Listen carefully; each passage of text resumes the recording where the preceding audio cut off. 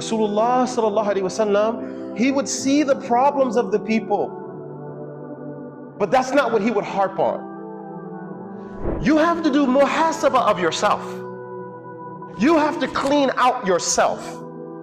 But when it comes to other people, you have to try to find the best trait that they have and help them to amplify that. Okay? That's what community work actually is. You're gonna find people, they have all kinds of problems. Don't worry about that. This is what Rasulullah ﷺ used to do over and over and over and over again. Too many examples to give you. So for example, the Sahaba who was brought more than once to Rasulullah ﷺ after the prohibition of alcohol, he was brought to Rasulullah ﷺ for correction. And finally, after maybe the third time, one of the Sahaba says something to the effect of, La'nallah alayk. Right, like, damn you.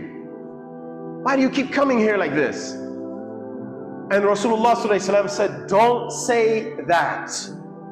Because the only thing I know about him is that he loves Allah and his messenger. See?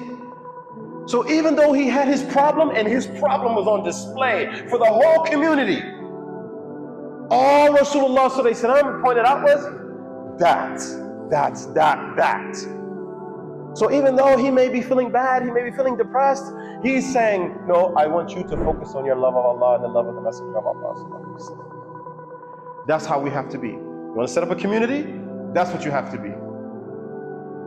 I'll give you more examples. Like Zahir. Rasulullah ﷺ was sitting with his companion. He said, should I show you someone who loves Allah and Allah loves him?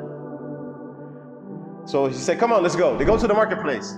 They find this Bedouin. His name was Zahir. And Rasulullah ﷺ sneaks up behind him and covers his eyes and begins to say to him, who will buy this slave? Who will buy this slave? So at first he's kind of like wrestling, but when he realizes that it's the Messenger of Allah ﷺ, he placed his back against the chest of Rasulullah ﷺ because he wanted to be close to him. So then when Rasulullah ﷺ, let him go, he turns around and he says, Ya Rasulullah, you will find that I am something that does not move in the marketplace. He's basically saying, I don't have no value. I don't have no value. I'm nobody. And Rasulullah ﷺ said, rather, you are ghali with Allah. You're very expensive with Allah. Because he was a Bedouin. He used to come from the desert and he used to sell like little leather items. Like little keychains, little things, maybe little camels, in the shape of leather. That, so he didn't consider himself to be anything. But he loved Allah. And more importantly, Allah loved him. Allah loved him. This is what Rasulullah ﷺ would do. Abdullah ibn Mas'ud was short. He was a short man. One day the companions are laughing at him because he's climbing the palm tree. Right? How his legs is moving up the palm tree, they're laughing. Rasulullah ﷺ asked them, what are you guys laughing at? They said, look at Abdullah, his legs are so funny going up the tree. Rasulullah ﷺ said, don't laugh at him. Don't laugh at him. Because on Yawm al-Qiyamah, those legs will be the size of the mountain of Uhud.